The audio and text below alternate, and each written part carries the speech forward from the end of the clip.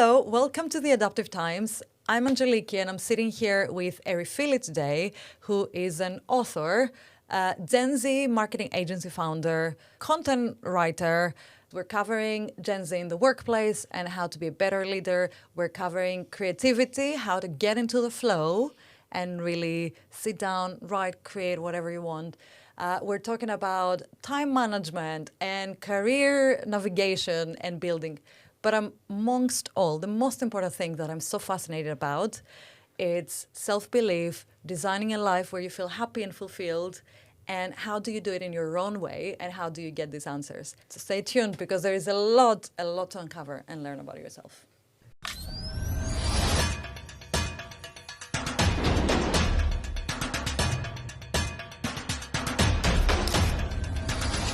Welcome. Thank Erifili. you. One question I ask everyone, it's a new tradition. It's head or heart? What's leading your decisions at this point in life? Definitely heart. Definitely heart. Why is that? Because I find that making decisions from the heart is what guides you to make decisions that are usually expansive. And the head is sort of the voice of security and fear and staying small. So heart, if I can help it. And I mean, I have many questions about how do you, I guess, overcome the fear that the head is screaming about. First, so I was so curious to meet you and have you as a guest in the podcast because you're a multifaceted woman with many identities. You're doing so many things. Author, content creator, marketing agency founder, to name a few. So, how would you introduce yourself to give it justice? Because I might not do justice. No, that's so fair. How do I introduce myself? If it's a quick intro, I usually just say I'm an author, entrepreneur, public speaker, kind of leave it at that. The longer version? The longer version is, I'm an author and writer. I love to write about I love to share ideas that I find very practical but transformative about how we can build fulfilling lives, just because I think that's such a valid goal to aim towards, and I think it's what unites so many people. So I love sharing everything I learn about that. That's what my book is about, more careers focused, and that's what my general writing is about, more with a general life focus. And then my job is I run the marketing agency I founded nearly 6 years ago now, the Z-Link, which is the leading global marketing agency connecting brands with youth culture. So a lot of marketing, market research, and strategy, all related to Gen Z. I'm also a photographer and creative director when fun projects come up for the right people. You know, I'm like, I'll do it. Yeah. So I'll do the occasional brand campaign or fashion campaign. Nice. That's photography and film and direction focus, which I love. But it's a hobby. Let me start. First one. You know how everyone, the advice for online, your personal brand online, your presence online, niche, that's what the algorithms love. I'm like, I find it personally very boring. I cannot do it. I'm struggling with that. I'm struggling with my personal brand on social. Yeah. Because I'm like, I really cannot talk about that one thing because there's so many things I love to do. Yeah. So I love your whole strategy around not niching down and be quite open and vocal and ruthless about it. Yeah, I have to be, otherwise it's an identity crisis, you know? Exactly right. I'm glad you agree. But how do you go about it? Like reducing that noise, ignoring what people tell about the online and just being you?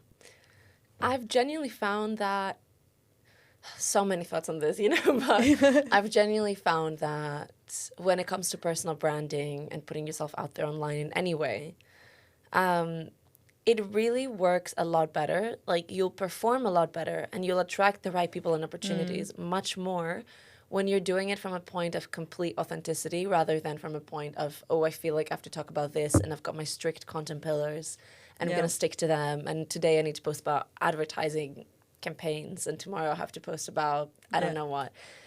It just doesn't feel like it comes from the heart. And genuinely, people resonating and engage so much more to content that comes from the heart and is really authentic. Yeah. So when I see that in practice and I see the opportunities and the people that I connect with when I'm putting myself out there like that very intentionally, it becomes easier to ignore that advice because I know it's, well, I don't know if it's outdated, but it's definitely not applicable to everyone. Yeah. And so this is the advice that works for me, and I'm like sticking to it 100%. And I think that algorithms like TikTok sort of, they're built to niche you into something and to fit you into a box that is easy to define and easy to categorize, because it makes it easier to know what people to push your content to, etc. But I find that especially when you're young and you're like in your 20s or 30s and you're very much evolving and exploring your identity, and exploration is a key part of that phase of your life and it's a necessary part. I find there's like a phenomenon that's kind of like a fragmentation of your online self that you feel like you have to go into. That's not natural to the real world and to like your real self. Yeah. It's like you feel like you have to fragment your online self to be like, oh, I might need to have an account for my writing and an account for my entrepreneurship on TikTok because otherwise the algorithm gets confused. It's like, no, you're not meant to fragment yourself into different pieces because the algorithm functions that way. Yeah. And I find that to be a bit destructive and like hindering to our natural sort of connection to exploring things when we're young. And so I very actively want to myself like not succumb to that on social media. And I work in social media, so like I see those things all the time. And I just don't think it's good for you. Like to kind of think like that. Yeah. To think that you have to choose sides of yourself because of how social media platforms are structured. It feels like a cage. When I think about when I try to do it for me, like personal exercise, I'm like, no, this is not me, because there is also that is fitting into this. Exactly. Right? So it's not one or the other. So it feels quite like a cage for me. But then the algorithms exist and I'm like, yeah, but whatever persona, they put me in, they haven't put me in the right one. So my posts go nowhere. So I guess the flip side of that, right? Like that just came to my mind. But when you're building an audience and you are a solopreneur or you want to do something on your own, like the algorithms are against you if you do that, plain devil's advocate, right? Sometimes. Yeah. There's a lot of people, and I find that a lot of the people I admire the most are like entrepreneurs or creators that are very hard to describe exactly what they do in a sentence, because they do so many different things and it's just not that clear. Yeah.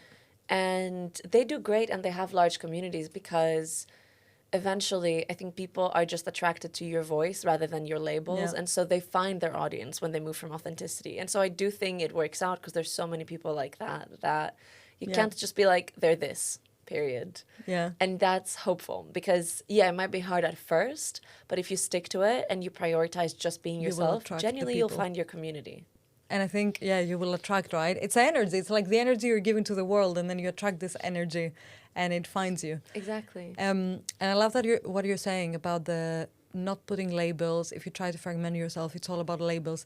And when you're navigating change, and when I'm thinking about like the whole purpose as well of the adaptive times, often I find that it's because people stick to a label or an identity, and suddenly that is stripped out, whether that is a like company name after a layoff, or whether that is like an internal change after loss, grief, whatever that made you think who you are.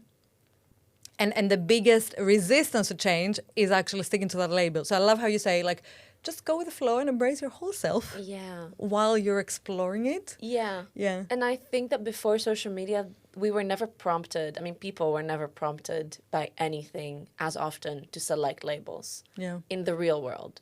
Like, there were no occasions as often where you had to just say what you are and it had to be easy to describe. You know what I mean? Yeah. Now you've got social media categories, you've got social media bios, you've got prompts all the time that require you to have to select what you are.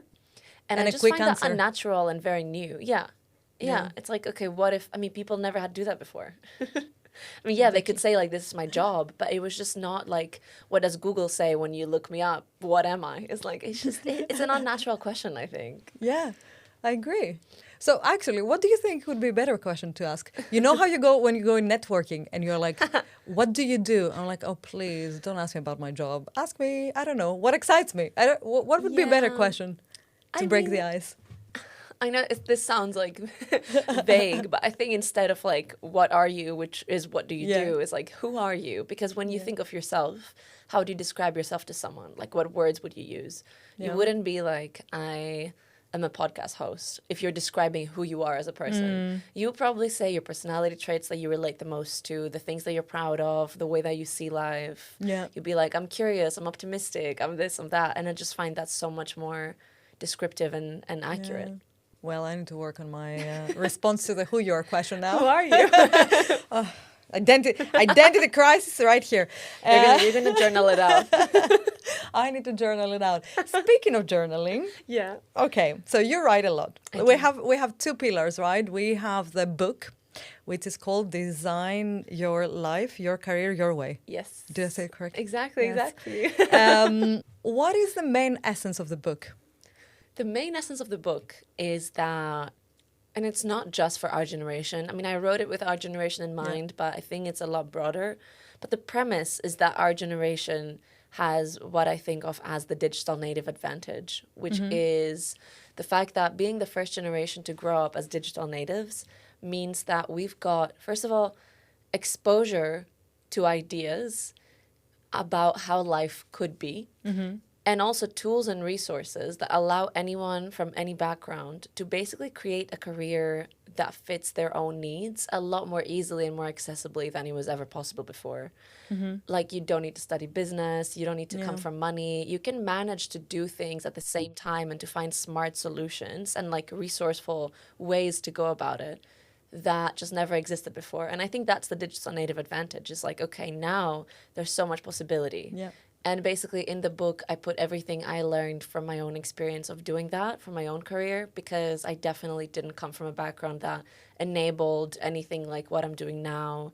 I never thought this is where I would end up. I mean, it was really random, but it was a series of resources and like opportunities that I discovered and things that I learned were available and possible along the way. That I was like, this seems too good to be true, but it wasn't. And then one thing brought the next, and then, you know, I managed to build my company into a full-time thing, managed to build a team of like 20 people, work with some of the brands that seem so out of my league, and then from there on build the life that gives me a lot of freedom and flexibility, which for me are such key values to that contribute to my happiness.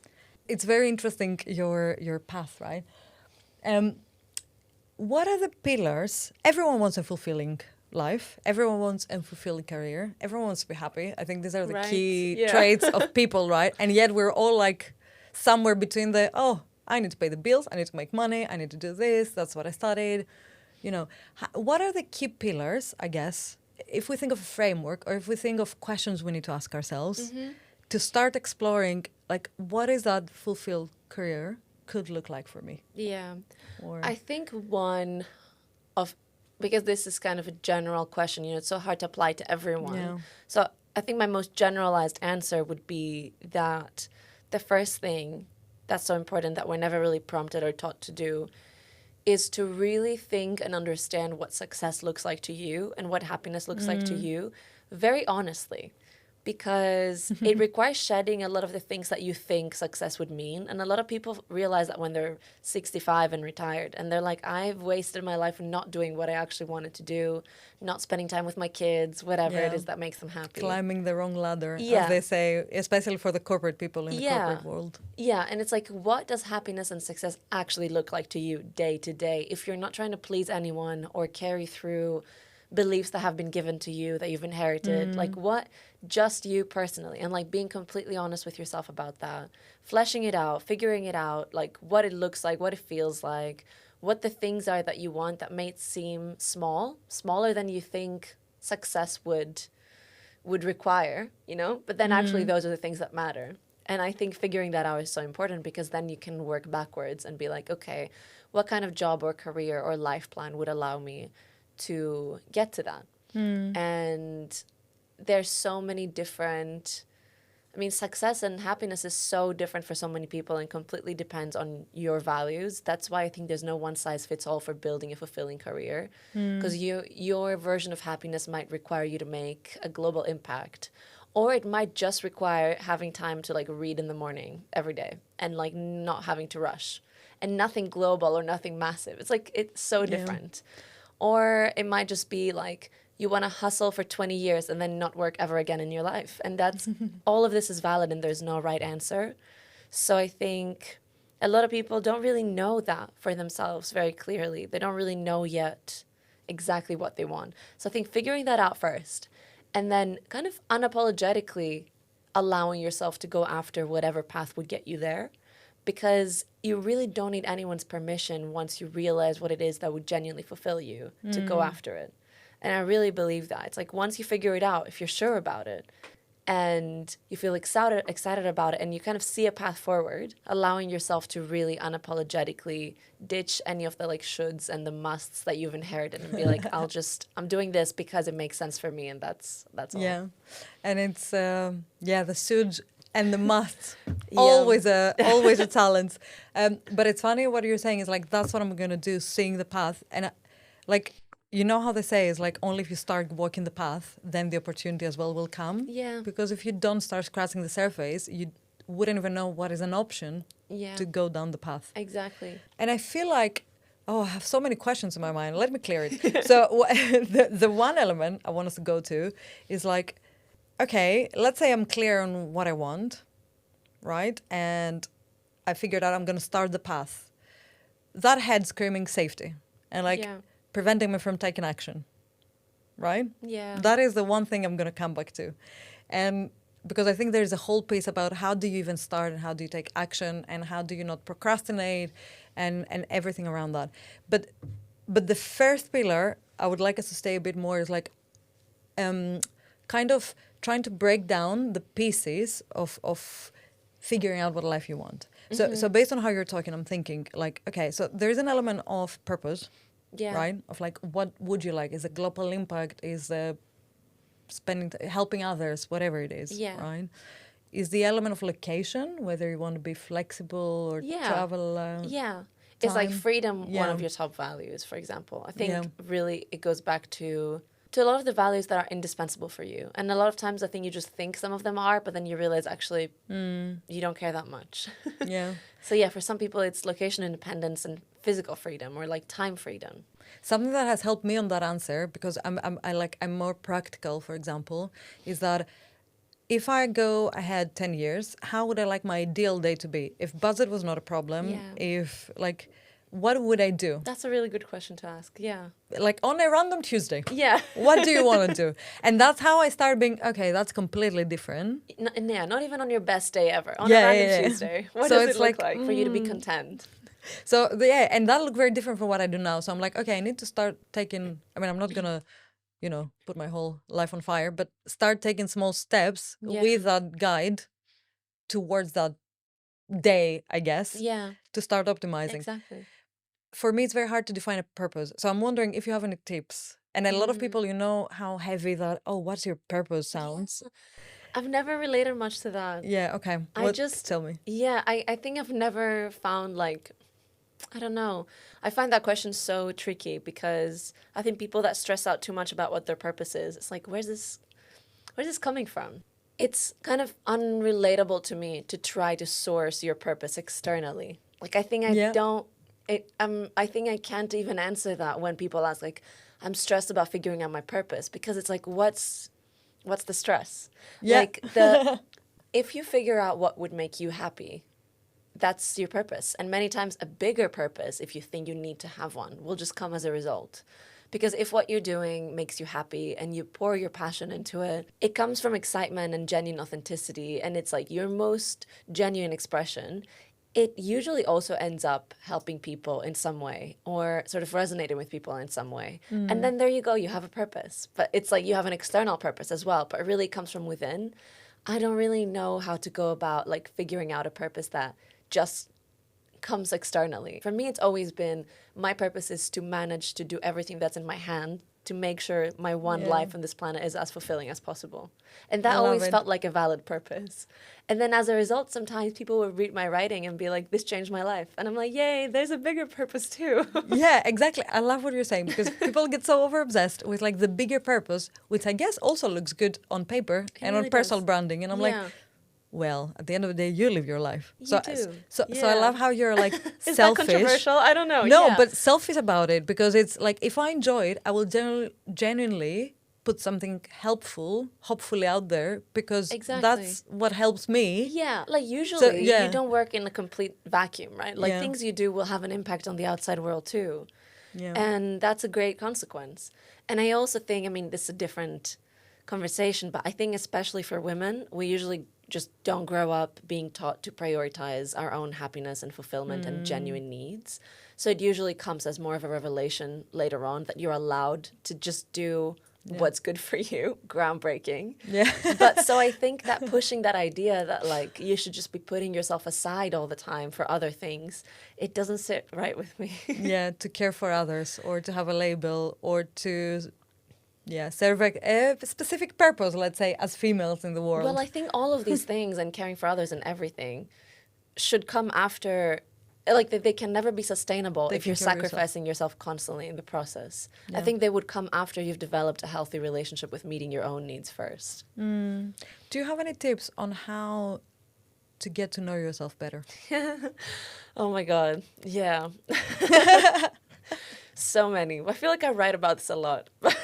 Tell me, I know you write on Substack. You have like, what, over 40,000 readers? I've realized recently that maybe one of my life values, or something I consider so essential, is like continuously getting to know myself as well as possible. Nice. Maybe more than I just hear people talk about. Like, I think I was like, am I just crazy, clinically introspective? Like, I spend a lot of time thinking about these things. Yeah. Getting to know yourself better feels so useful because, and really well, and I mean like above average better. It feels so useful because it helps you build a lot of self-trust. I think the most useful thing that's come out of it for me is that I know now, and of course it's a work in progress, but it's so nice to feel the security, like the ultimate security. You've got you. That you've got you. Yeah, you really do though. And you know that you know yourself enough that you won't stay in the wrong place, stay in the wrong situation for too long. Like you won't disregard your needs until it's too late. Like, and you can know that with certainty after a point. And it's just really nice because you know that like no matter what happens, I know that someone has truly got me. And so everything is really fine. Yeah, because you know you can hold yourself, like, you know, when you need something, you don't rely to someone else to like deflect necessarily your needs, or you know you can rely on yourself. And having the best support system and the best people around you contributes so much to that. But at the end of the day, it's a different kind of confidence when you know that you know yourself enough to do what's best for you and what is like healthy for you always. Yeah. And so I think that's kind of the consequence of why do I spend so long trying to understand myself? I'm thinking, when people ask me about my values, I'm like, curiosity is in the top 3. Yeah. And you know, when so many people give curiosity as an answer, but if you're not curious about yourself, that's always my immediate, like, it's kind of like, how can you not be curious about yourself? Yeah. Before you're for everything else. And also, how can you trust that like you won't let yourself down? Yeah. Because I've had conversations with people where they're like, I don't know why I did this. And I'm like self-sabotaging. And I'm like, well, why? And they're like, I don't know. And I'm like, isn't that curious to you to figure out? Because they're like, I'm scared I'll do it again. And it's like, well, that's really in your hand to figure out why you did it, to make sure you don't do it again. Like you can prevent that. Or change the way you do it, or whatever. Yeah, and you can prevent any sort of self-sabotaging and all of that by understanding yourself better. And it starts exactly with that curiosity. And to answer your question about kind of how do you do that? Yes. For me, it's been a mix of things over the years. First of all, I don't know if this is a controversial opinion, but I do think literally everyone in the world could use therapy. I agree. I've had such a good therapist forever, like for so many years. And I just, sometimes I'm like, I literally have nothing to talk about. And those tend to be the best conversations. I do think that maybe we'll get to a point in society where like everyone sees the benefit of therapy. I just believe that. Yeah. The second thing is journaling and writing just for yourself, for no one else to read, I find is a super helpful tool for understanding the patterns in your life better and for solving problems that might still be just lingering in your subconscious. I love to journal, and I only started doing it regularly maybe like 5 years ago. And since then I was like, I don't know how I used to think before that.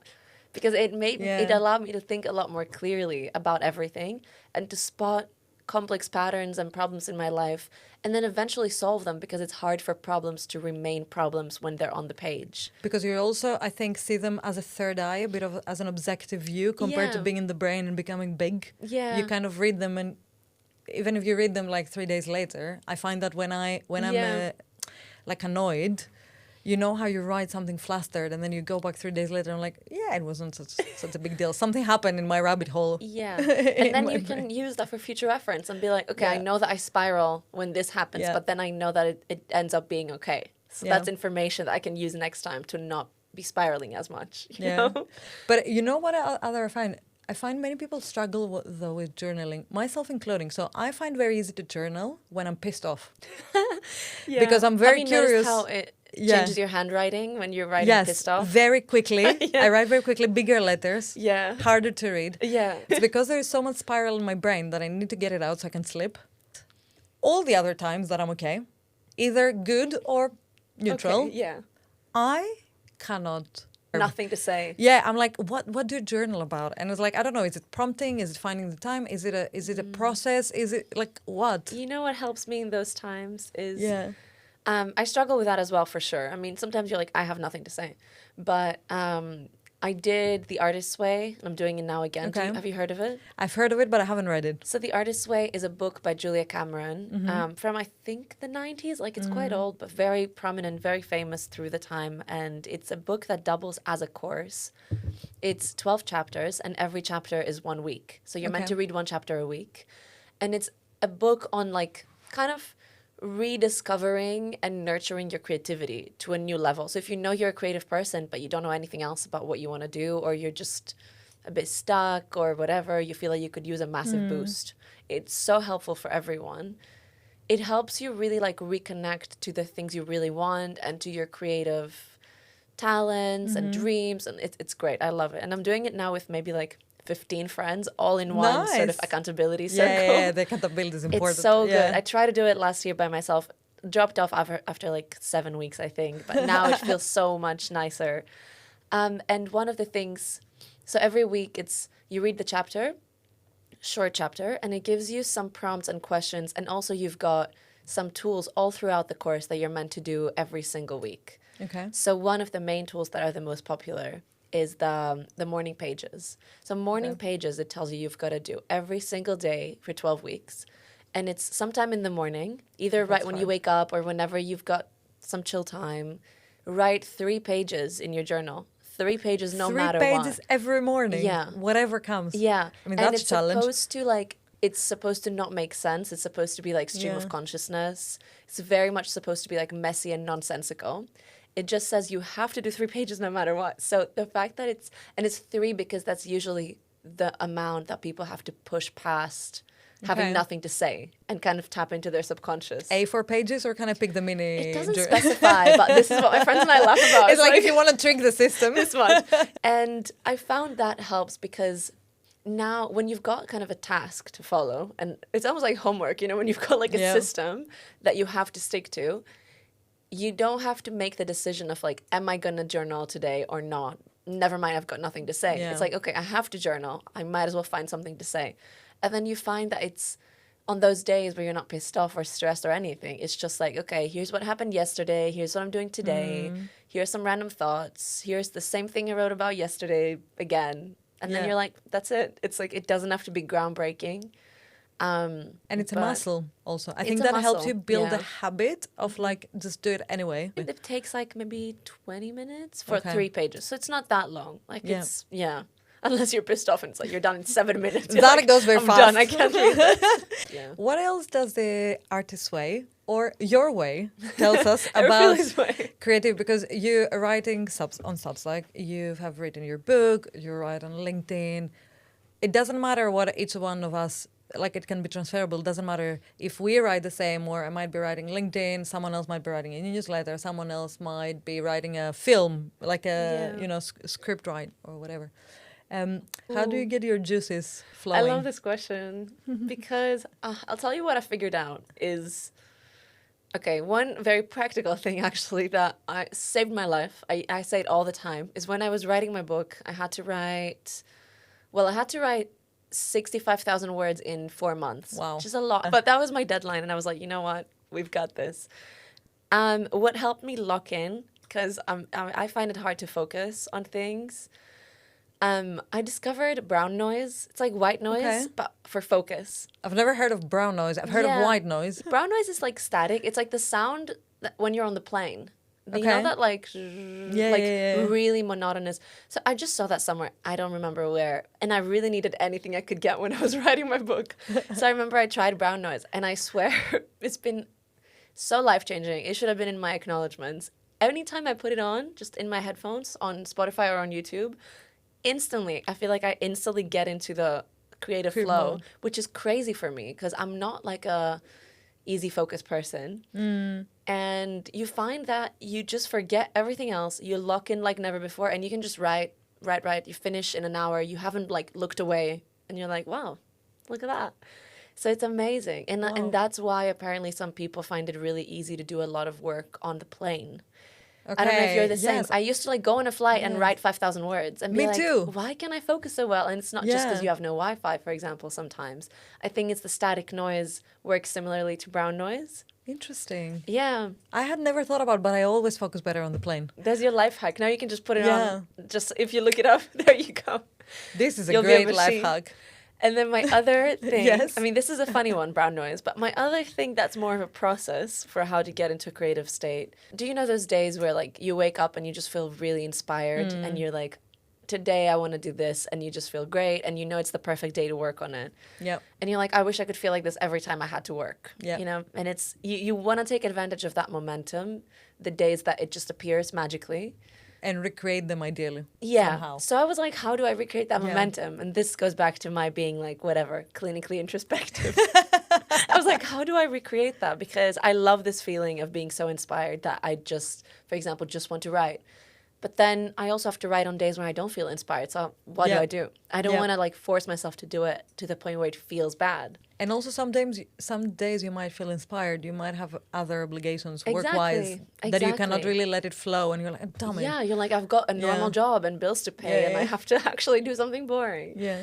So what I find works for me is you notice what kinds of things tend to put you into an inspired state. And for me, it can be really simple. So for example, one thing is you might notice that when you talk to like a specific friend, you always leave feeling inspired. That's information. Or you might notice that when you watch YouTube videos about like people's creative process or like like a study with me or like my writing setup or whatever, like a specific type of video, it actually gets you feeling more inspired.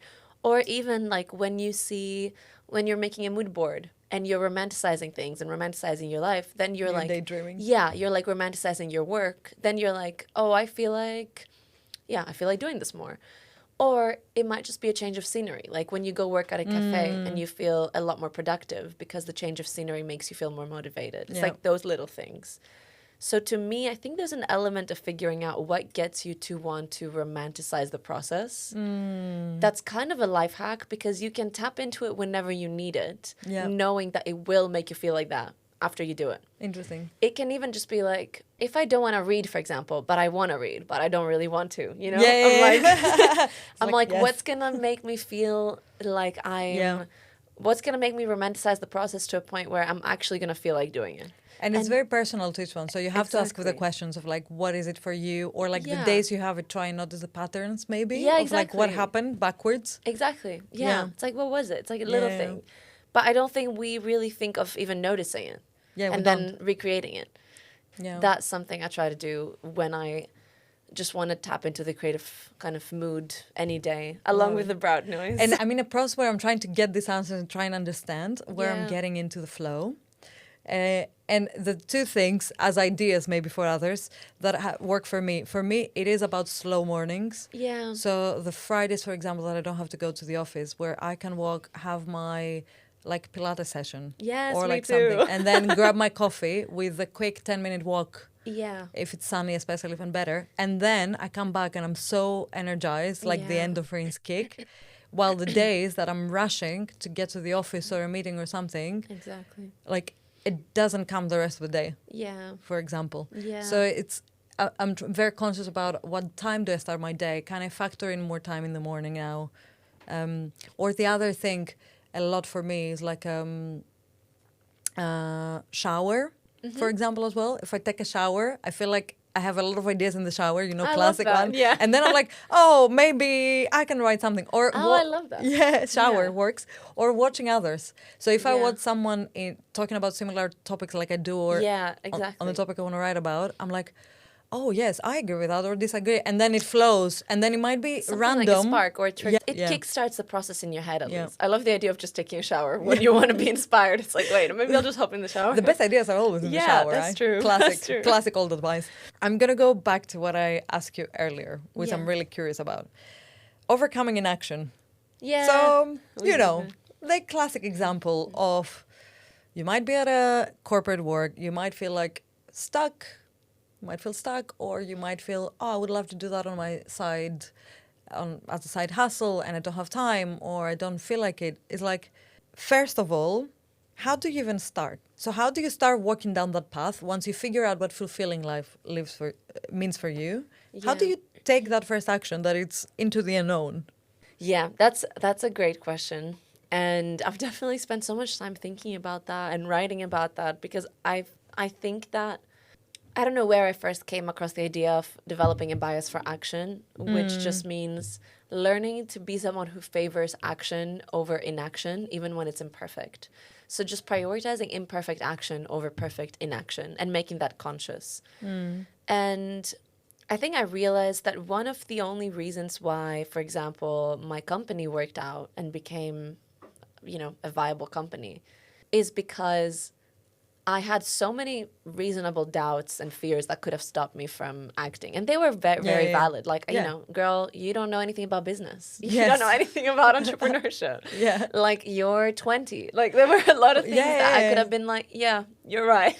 Yeah. I probably shouldn't do it. The facts are not in my side. Yeah, they weren't really. I guess some of them were. And you can just choose to focus on which side you want. But I think I realized that the reason why it worked is because I wanted to take advantage of the momentum of excitement that I had about an idea and about, something I wanted to do. Like, when you just feel excited and you're like, oh my God, this is what I want to do. This is the project I want to start. Like, I kind of see it and you feel this excitement. Yeah. It's such a gift to yourself and also such a superpower to give yourself the permission to use that momentum and take action when you have it, because that's when it's going to be better. It's going to be more satisfying, more fun. You're going to do better work when you do it under this momentum and this excitement and inspiration. And there is that voice in your head giving you doubts and giving you fears Imposter syndrome. Yeah, and imposter syndrome and everything. And I think it's always going to be there. But it's kind of a disservice to yourself to let that voice hold the steering wheel rather than allowing yourself to just follow the momentum and the excitement, because that's what's expansive. Yeah. And that's what we were talking about at the start about making decisions based on the heart or the head, right? Yeah. And I think the head is the doubts and the heart is the excitement. Yeah. And when you act based on excitement, I just find when you do it again and again, you learn that it's not the end of the world. You learn that you're not terrible at what you do. It's like that. It's gonna be fine. You basically gather the proof points, Yes. the facts that you were missing before, Yeah. to trust back yourself. up and trust yourself. Exactly. And I also feel what you said earlier, if you start the self-discovery with questions, you need to start it to figure out what fulfilling life means for you and what do you want to do. And then you can take action. But if you've done this exercise, it ties back to what you said about self-trust. I've done a lot of introspection and I trust myself. That this is a good choice. Yes. Yeah. And there might still missing some facts to prove it, but let me gather them. Exactly. And maybe it's let me gather the facts approach rather than I why I love that. shouldn't do it. I love that because I think it's so important. Self-belief is kind of tricky because when you have it, it's all great because self-belief is what pushes people to push past 150 rejections and maybe the 151st is their big break, which we've seen happen 1,000 times. Yeah. And it's self-belief that pushes you to keep going after 149 without just thinking, okay, this is obviously a waste of my time. I've got nothing of value here. Yeah. But to have that unshakable self-belief, most of us need some proof points and some evidence, right? But at the start, you don't have that. At the start, it's normal that you're missing the evidence. And so I think your self-belief, especially at the beginning, has to be a little bit delusional and a little bit of blind faith. Yeah, it has Go to. delulu. It has to, because otherwise you'll always be waiting for the evidence, but the evidence won't be coming because you won't be taking any action because you don't have evidence. And so, Well, I need to remember this advice to stick through this podcast. You know how they say majority of the podcasts are like after the 10th episode that you don't see any traction, you're kind of giving up. And I'm like, I will remember this advice. Stick through. You will not finish definitely before the stick through. 150. yes. Yeah. You need to stick through. Exactly. Exactly. Because you never know. And you have to have the belief that what you're doing is good. And that if you like it, there's going to be people that are going to love it too. But you just need to allow them the time to come and find you. Yeah. And it is almost like when we talk about delusional self-belief, I think it's necessary sometimes. It's like, I'm going to start this business and I know it's a little bit delusional, but I believe I can do it. I've got no proof. And I like it, and I'm going to do it anyway. Yeah. And when you manage to do that with the blind faith, then you get all that proof that allows you to keep doing it for the rest of your life. Because eventually, it works once, it works twice. Obviously, sometimes it fails and things don't go your way. But maybe an equal amount of times or more, they do work out. Yeah. And all of that is evidence that tells you, okay, I can act even when I don't really feel like I'm capable. And look, it's not the end of the world. Good things happen. And I think that's the thing.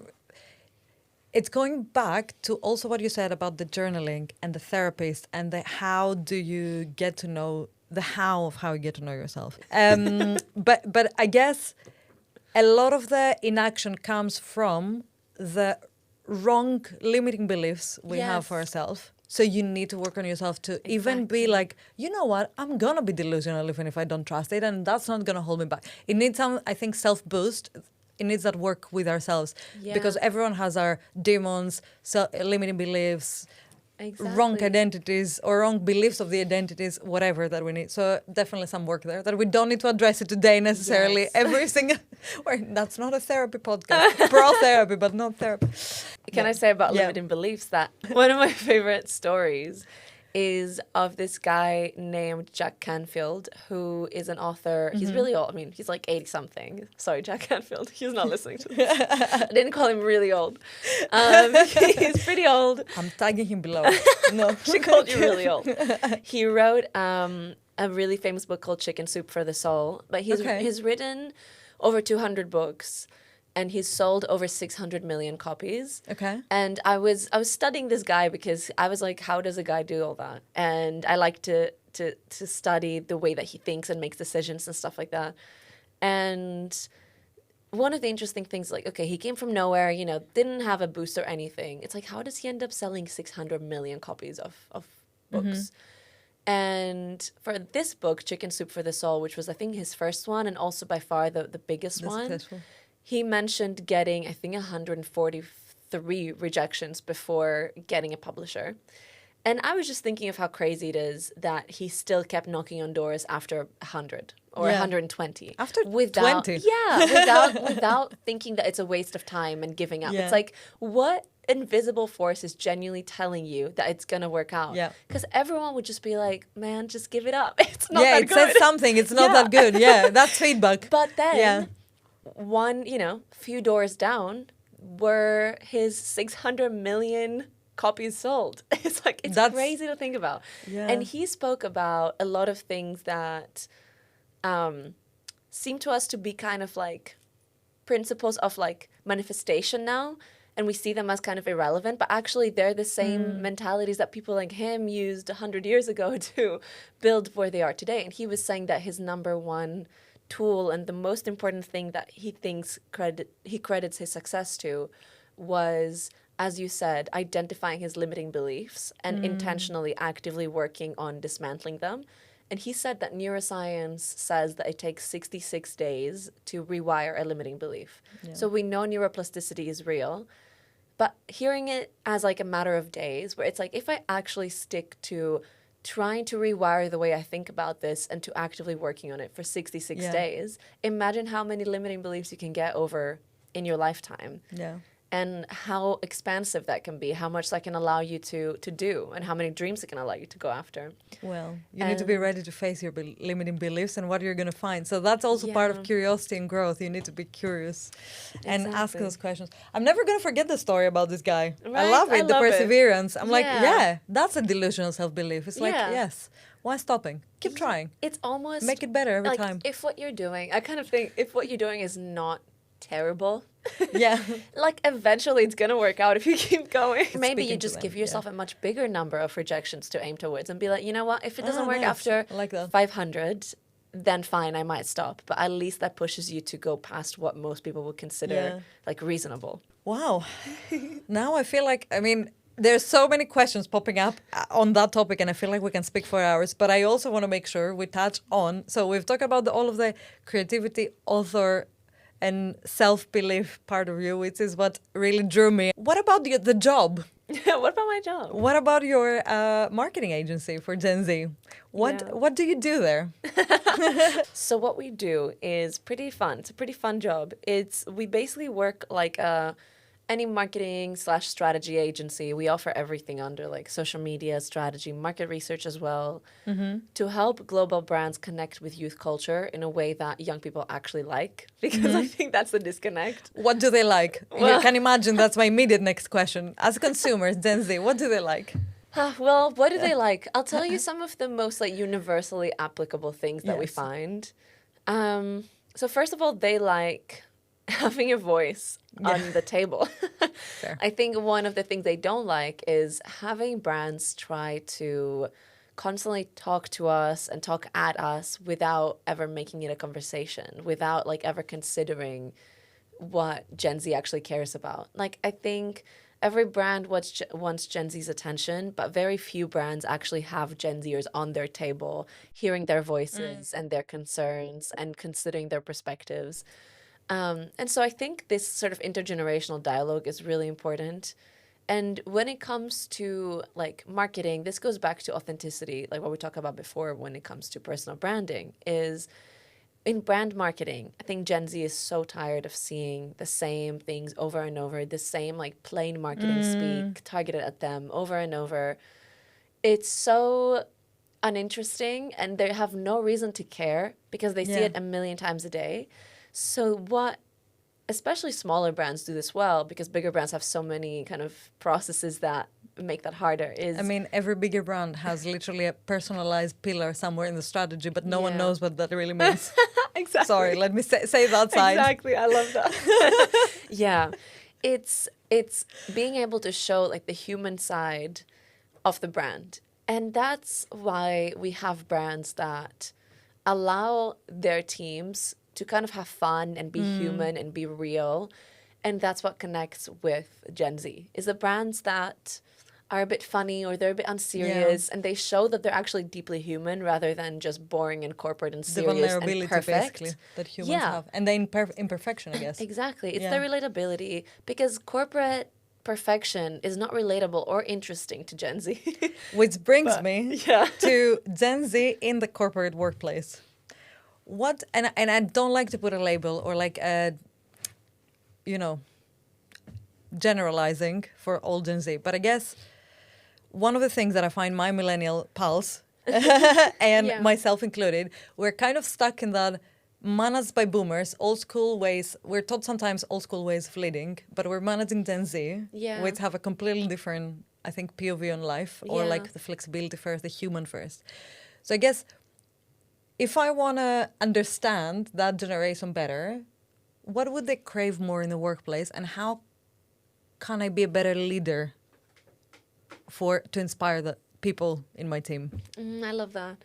I think, so we've done a lot of research around the world to figure out what Gen Z wants in the workplace, what their priorities are and their motivations. One of the top things that we see, for example, that stood out to me is that Gen Z values choosing a job based on personal fulfillment more than job security or salary even.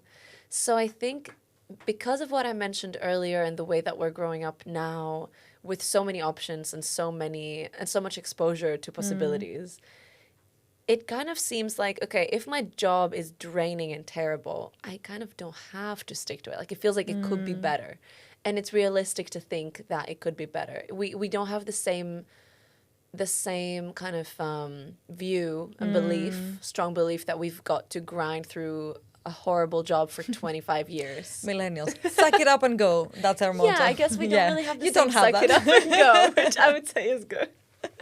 A lot of millennials figure that out maybe in their 40s, and they're like, oh, I can just live my life in a way that I enjoy more. And it's not crazy to aim for something more fulfilling. It's not delusional or unrealistic. Yeah. So when we speak about what that's like in the workplace, I think it means that Gen Z is less inclined to sort of be in work environments that make everything feel like it's life or death, like really toxic, really, you know what I mean? Like, those work environments. It's like, I've seen so many people quit, younger than me, sort of part of Gen Z, quit draining, terrible jobs with no backup plan and no security just because they're like, I'm not gonna do that to myself. Yeah, it's like, I'm gonna work at a coffee shop until I find something else because I can't do that. Yeah. And I think that's a big part of Gen Z's mentality for work is they kind of crave that personal fulfillment and that collaboration and the sort of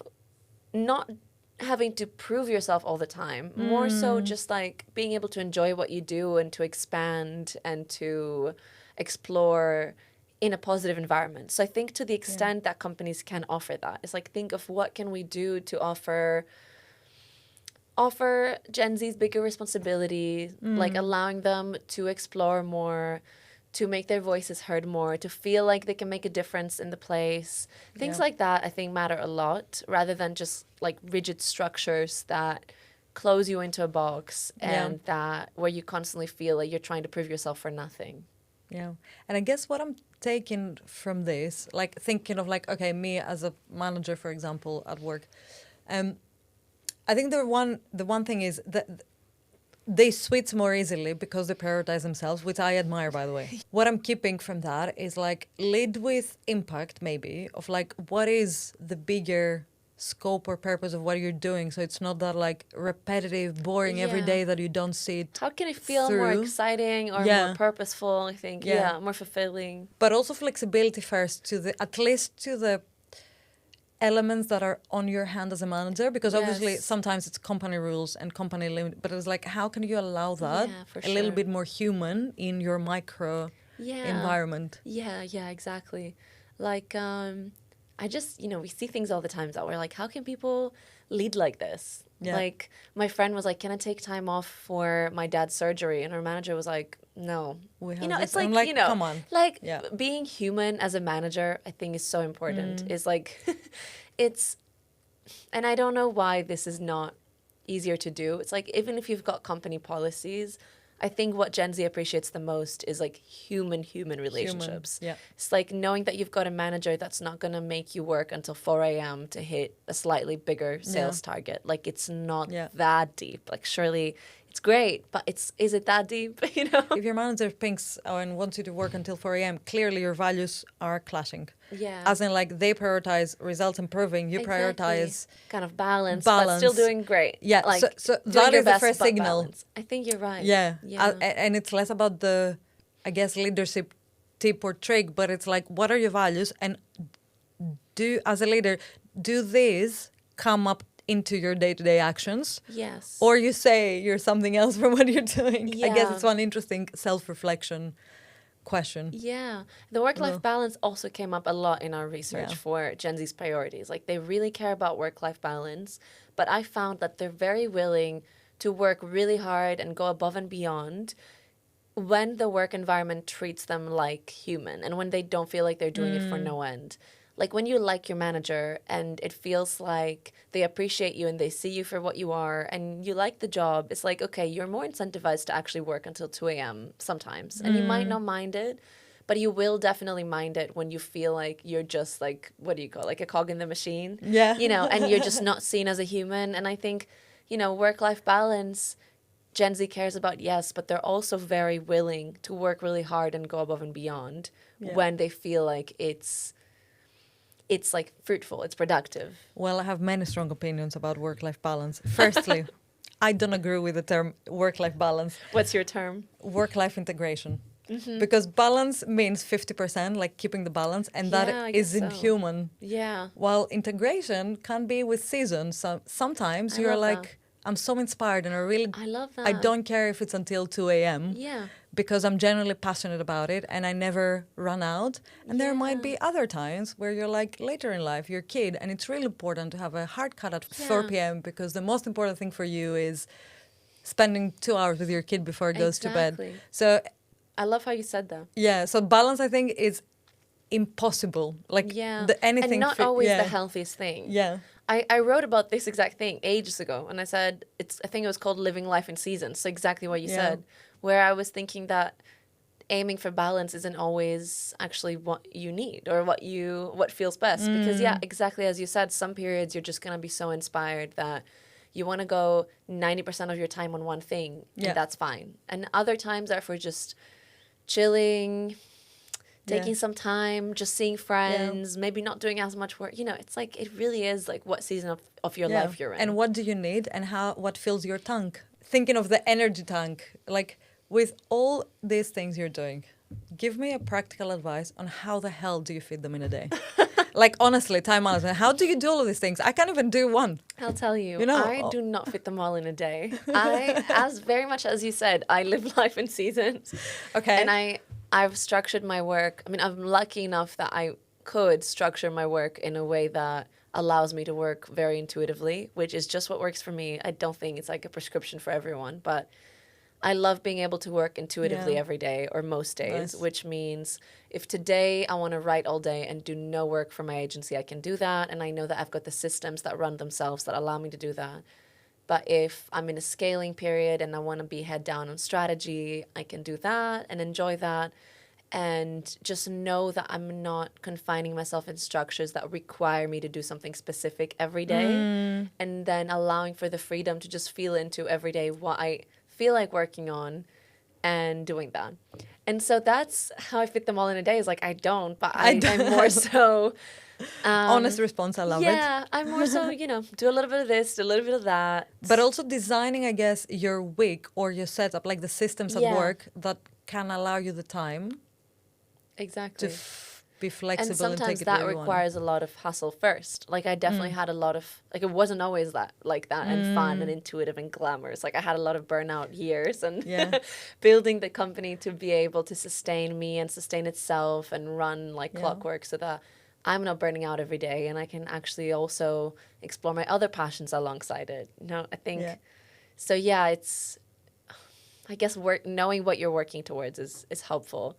And if that's what works for you, just designing your everyday life in a way that allows you to have the flexibility. I think I love the flexibility. Any final thoughts or tips for the audience? I feel like you covered everything. I mean, you had some great questions. My main tip usually is just... Yes, go for it. It's literally just, if you know what you want to do, like I really do believe that not only are you allowed to go after it, you pretty much owe it to yourself to go after it because you really just have one life. And I find it such a gift to yourself to allow yourself to just go after what you very deeply and honestly know you want to do. So I think that's usually, like, if you believed in yourself more and you allowed yourself to be a bit audacious and delusional, what will you do? Maybe consider doing that. I love this. Okay, we're going to leave it there. What would you do if you were a bit more delusional about your self-belief? I love this. Thank you so, so much, honestly. Thank you. Thank you for coming.